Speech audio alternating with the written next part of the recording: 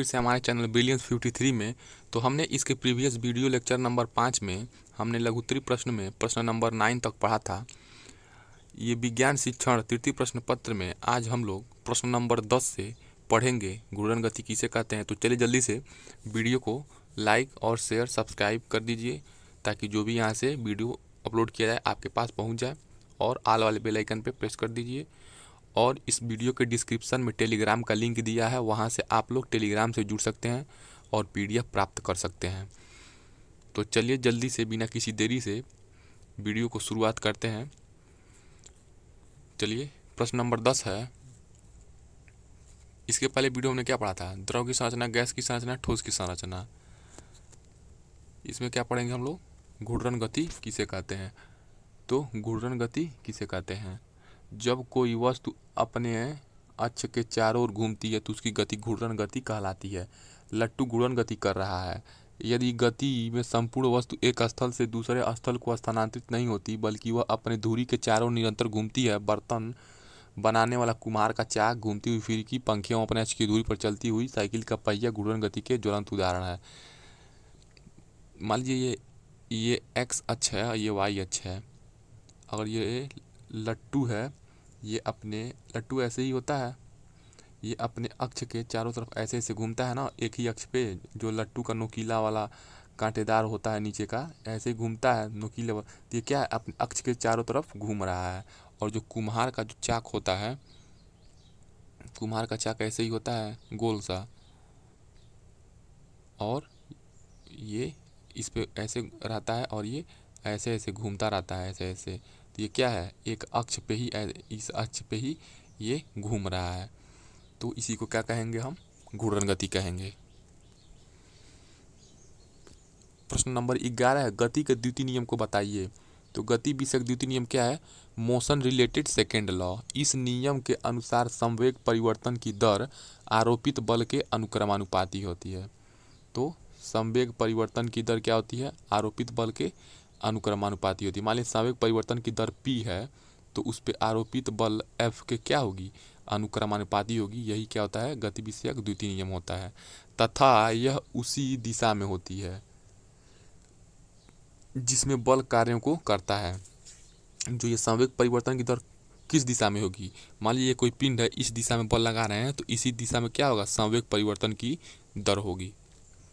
इस प्रकार किसी वस्तु पर आरोपित बल, आरोपित मतलब लगाया गया बल, उस वस्तु के द्रव्यमान तथा उसमें बल की दिशा में उत्पन्न त्वरण के गुणनफल के बराबर होता है। मान लीजिए ये ब्लॉक है, ईंट है, मान लीजिए ईंट है, इस पे हम फोर्स F लगाते हैं और इसका द्रव्यमान m है और ये एक्सेलरेट होके a यहाँ तक आ जाता है। तो इस पे जो लगाया गया बल होता है, इस ईंट का भार m और जो त्वरण होता है उसके गुणनफल के बराबर होता है। यही गति विषयक द्वितीय नियम कहता है।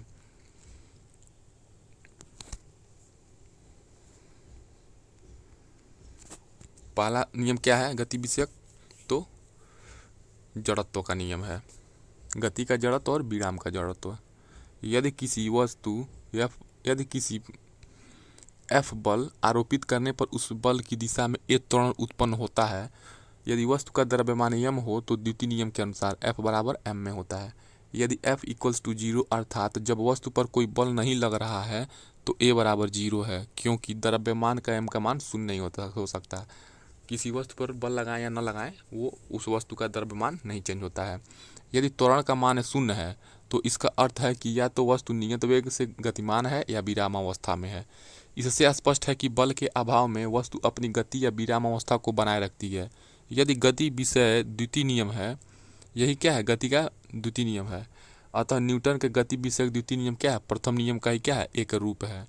गति का जड़त्व और विराम का जड़त्व की ही क्या है? ये उसका थोड़ा सा ब्रॉड वर्जन है। ये न्यूटन के द्वितीय नियम के बल का सूत्र प्राप्त होता है, इसलिए बल का मात्रक किग्रा मीटर पर सेकेंड स्क्वायर और न्यूटन होता है। तो F इक्वल्स टू होता है मास इंटू एक्सेलरेशन। तो द्रव्यमान का SI यूनिट क्या होता है? kg होता है। और त्वरण का क्या होता है? मीटर पर सेकेंड स्क्वायर। तो बल का मात्रक क्या हो जाएगा? किग्रा मीटर पर सेकेंड स्क्वायर या न्यूटन। प्रश्न नंबर 12 है गुरुत्व बल तथा पेशी बल को उदाहरण द्वारा समझाइए। तो बल के प्रमुख प्रकार। तो बल निम्नलिखित प्रकार के होते हैं। चूंकि इसमें गुरुत्व बल और पेशी बल के बारे में पूछा है तो हम लोग पढ़ते हैं पेशी बल क्या होता है। जब हम किसी वस्तु को हाथ से उठाते हैं तो हमारे हाथों की मांसपेशियों में खिंचाव पैदा होता है। हाथ की मांसपेशियों पर उत्पन्न खिंचाव द्वारा वस्तु पर बल लगाया जाता है। पेशियों द्वारा लगाए गए इस बल को पेशीय बल कहा जाता है। यानी कि हम अपने हाथों मांसपेशियों से किसी वस्तु पर बल लगा के उठाते हैं या कार्य को करते हैं तो वो क्या होता है, पेशी बल कहलाता है। बैलों द्वारा गाड़ी को खींचना। जो बैल होते हैं, बैलगाड़ी को खींचते हैं तो बैल अपने मांसपेशी के माध्यम से बल लगा के खींचते हैं बैलगाड़ी को, तो वो क्या हो जाएगा, पेशी बल का उदाहरण हो जाएगा। पानी से भरी बाल्टी उठाना, किसी वस्तु को हथौड़े से पीटना, टमाटर को दबाना आदि बल के ही क्या है, उदाहरण है, पेशी बल के उदाहरण है। दूसरा क्या है, गुरुत्वीय बल। तो पृथ्वी पत्थर के टुकड़े को अपने केंद्र की ओर आकर्षित करती है। ये पृथ्वी का क्या है, एक नेचुरल प्रॉपर्टी है, प्राकृतिक गुण है। पृथ्वी के इस आकर्षण बल को गुरुत्व बल कहा जाता है। यानी कि पृथ्वी जिस प्राकृतिक बल के माध्यम से पत्थर के टुकड़े या किसी भी वस्तु को अपने केंद्र की ओर खींचती है वो क्या होता है, गुरुत्व बल होता है, ग्रेविटेशनल फोर्स होता है। सभी वस्तुओं पर गुरुत्व बल कार्य करता है। कोई भी वस्तु हो जाएगा, वो ठोस हो चाहे द्रव हो चाहे गैस हो या कोई भी चीज़ हो, उस पर समान रूप से गुरुत्व बल लगता है। पृथ्वी प्रत्येक वस्तु को अपने केंद्र की ओर खींचती है। ये पृथ्वी है, ये क्या होगा, किसी भी वस्तु को क्या करेगी, अपने केंद्र की ओर खींचती है। थर्ड क्या है, चुंबकीय बल। तो चुंबकीय बल क्या होता है, चुंबक लोहे की कीलों को अपनी ओर खींच लेता है। चुंबक द्वारा कीलों पर लगाए गए बल को चुंबकीय बल कहते हैं। तो चुंबक क्या करता है, लोहे को अपनी ओर आकर्षित करता है। आप लोगों ने बचपन में भी एक्सपेरिमेंट भी किया होगा। किसी चुंबक द्वारा किसी अन्य चुंबक एवं चुंबकीय पदार्थों पर लगाया गया बल क्या होता है, चुंबकीय बल कहलाता है। चौथा क्या है, विद्युतीय बल।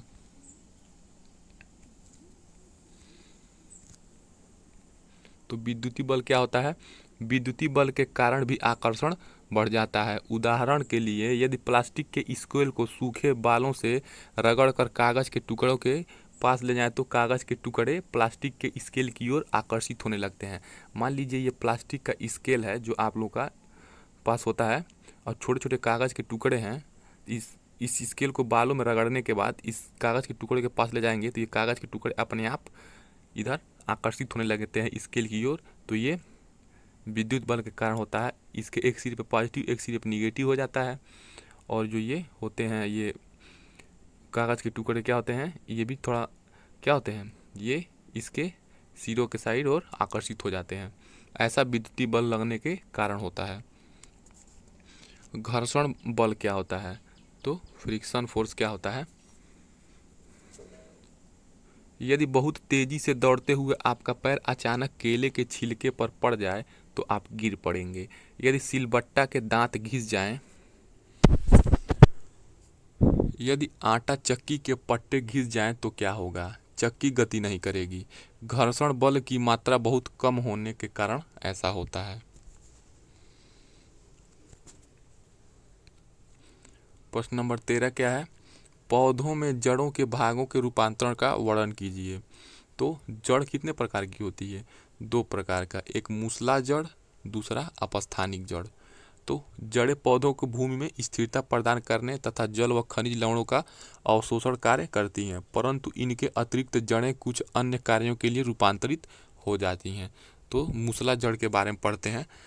मूसला जड़ को कहते हैं टैप रूट। तो मूसला जड़ क्या होता है, टैप रूट क्या होता है, ये संचित खाद्य के कारण फूली हुई, गूदेदार और विभिन्न प्रकार की हो जाती हैं। तो मूसला जड़ क्या होता है, उसमें फूड क्या होता है, स्टोर होता है, इसी के कारण वो क्या हो जाती है, फूल जाती है और गूदेदार हो जाती है। तो मूसला जड़ के रूपांतरण के बारे में पढ़ते हैं। कई प्रकार के रूपांतरित हो जाते हैं वो, तो शंकु रूप में होते हैं, कोनिकल में हो जाते हैं। मूसला जड़ क्या होते हैं, कोनिकल में कभी हो जाते हैं, होते हैं। यह जड़ ऊपर से चौड़ी फिर नीचे से पतली हो जाती है, जैसे गाजर। गाजर क्या होता है, ऊपर चौड़ी होती है और नीचे पतली हो जाती है, ऐसे होता है गाजर। कुंभी रूप, नैपी फॉर्म।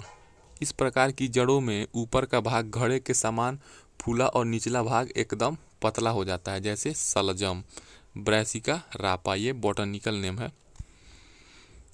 तरकु रूप, फ्यूजीफॉर्म। तरकु रूप जड़ मध्य से फूली हुई परंतु दोनों सिरों, शीर्ष तथा आधार पर पतली हो जाती है, जैसे मूली या रैफनस। गांठदार जड़, ट्यूबरस रूट। यह फूली हुई गूदेदार होती है परंतु कोई निश्चित आकार नहीं होता है। उदाहरण गुल अब्बास। दूसरा क्या है? अपस्थानिक जड़, एडवेंसियस रूट।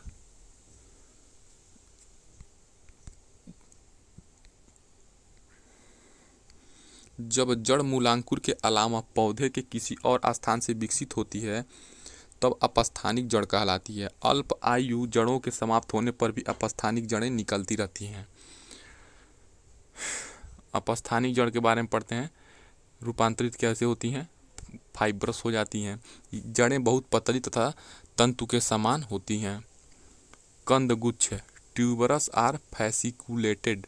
कंद जड़ों में भोजन संचित होने के कारण ये फूल जाती हैं तथा गुच्छे बना लेती हैं, जैसे शकरकंद, स्वीट पोटैटो एवं एस्पेरागस आदि। ग्रंथिमय, नोड्यूलर। जिन जड़ों के सिरे फूल जाते हैं उन्हें ग्रंथिमय जड़ें कहा जाता है, जैसे मेलिलोटस। ये क्या होता है? ग्रंथिमय जड़ होता है। जटामूल, स्टिल्ट रूट्स। जब पर्व संधियों से जड़ें निकलकर भूमि की ओर बढ़ती हैं तथा भूमि के अंदर घुसकर रस्सीनुमा संरचना निर्मित कर लेती हैं तो वह जटामूल जड़ कहलाती हैं, जैसे मक्का। मणि रूपाकार, बीडेड और मोनिलियो फॉर्म। जब जड़ एक निश्चित अंतर के बंद मोती की भांति फूलती है तो वह मणि रूपाकार कहलाती है, जैसे वाइटस क्या होता है? मणि रूपाकार होता है। आरोही मूल क्या होता है? Climbing roots. ये क्या है? सब अपस्थानिक जड़ों का रूपांतरण है। आरोही जड़ें पर्व संधियों पर निकलती हैं और आरोही को चढ़ने में सहायता करती है, जैसे मनी प्लांट, मांसटेरा। ये क्या है? सब आरोही मूल है, क्लाइंबिंग रूट्स हैं। 7th है श्वसन जड़ें। तो श्वसन जड़ें क्या होती हैं? रेस्पिरेटरी रूट्स क्या होती हैं? ये जड़ें लवणोद्भिद पौधों में पाई जाती हैं। भूमि में जब हवा ऑक्सीजन की कमी होती है तब श्वसन की क्रिया करने हेतु कुछ जड़ें भूमि के ऊपर निकलकर श्वसन करने लगती हैं। इन्हें श्वसन जड़ें कहा जाता है, जैसे एविसीनिया, जूसिया। एविसीनिया और जूसिया क्या है? रेस्पिरेटरी रूट्स हैं।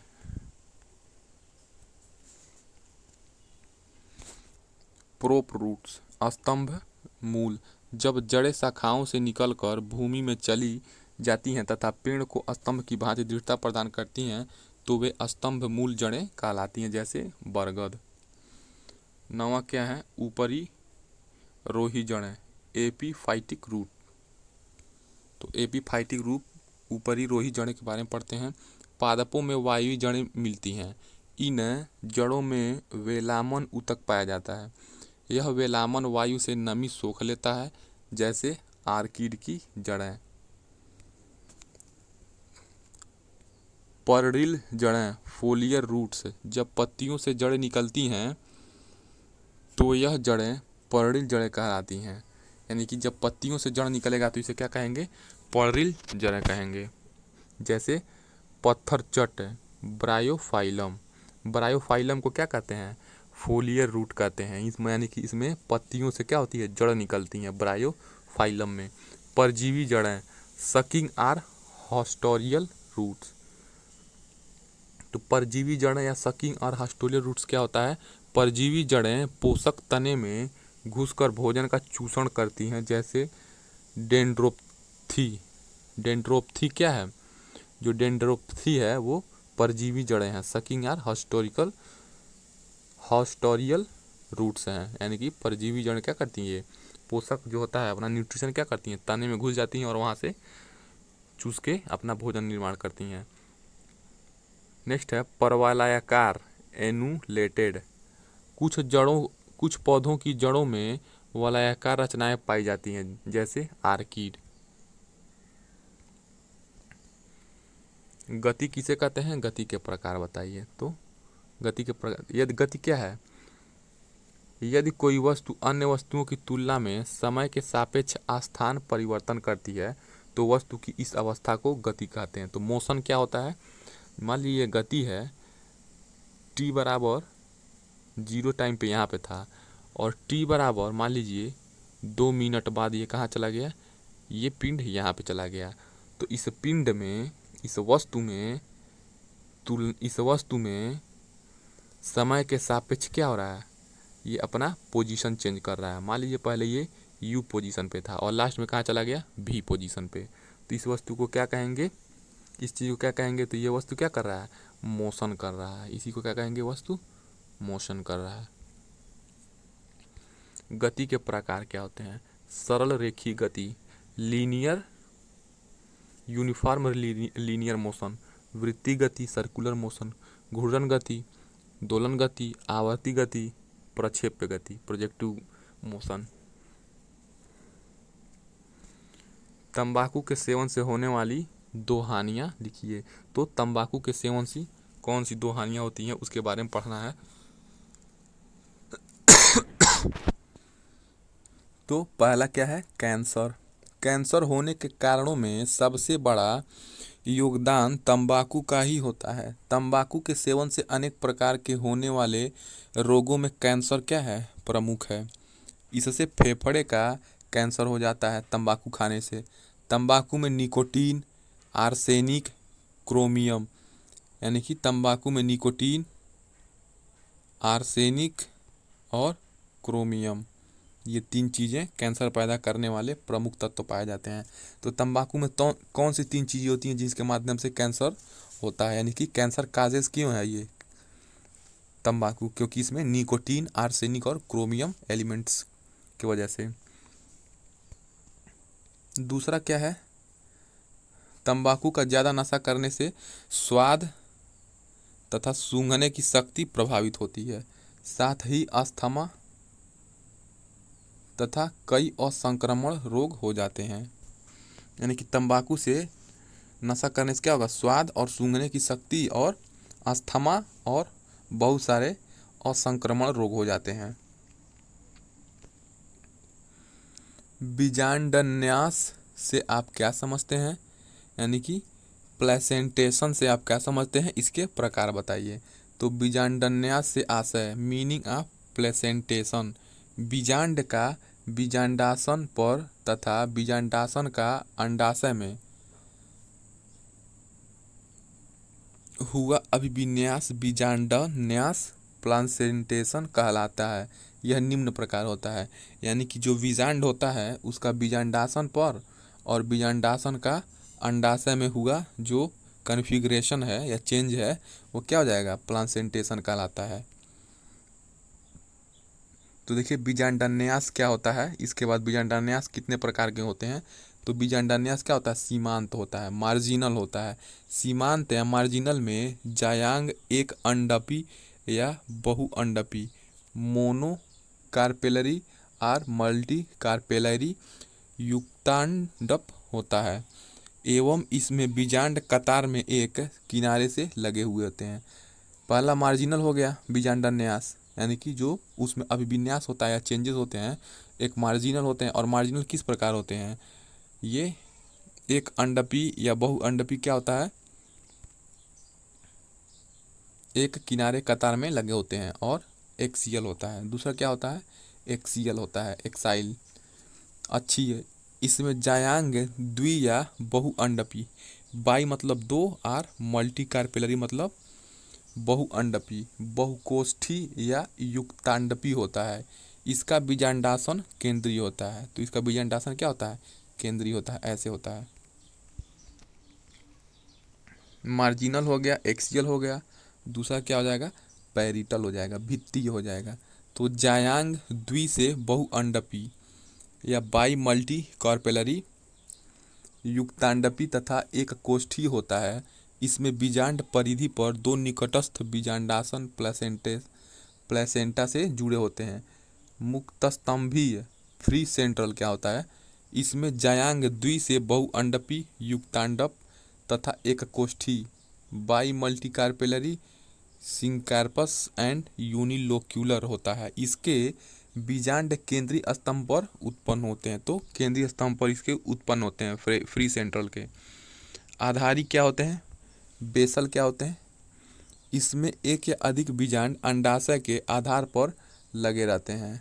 परिभित्तीय सुपरफिशियल आर लैमिनर। तो परिभित्तीय लैमिनर में जायांग बहुअंडपी युक्तांडप बहुकोष्ठी मल्टीकार्पेलरी सिंकार्पस मल्टीलोक्यूलर होता है। वास्तव में बीजांडासन परिधि के अंदर की ओर वृद्धि करता है, जिससे यह संपूर्ण अंतः सतह पर पाए जाते हैं। निषेचन क्या है? तो नेक्स्ट प्रश्न क्या है? निषेचन। तो ये निषेचन जो है हम लोग नेक्स्ट वीडियो में पढ़ेंगे। चलिए वीडियो को लाइक शेयर सब्सक्राइब कर दीजिए, टेलीग्राम से जुड़ जाइए और डीएलएड फर्स्ट सेमेस्टर वालों को शेयर कर दीजिए ताकि वो भी उन्हें पता चल जाए कि यहाँ पे क्लास लिया जा रहा है। तो चलिए मिलते हैं नेक्स्ट वीडियो में, तब तक पढ़ते रहिए। Thank you.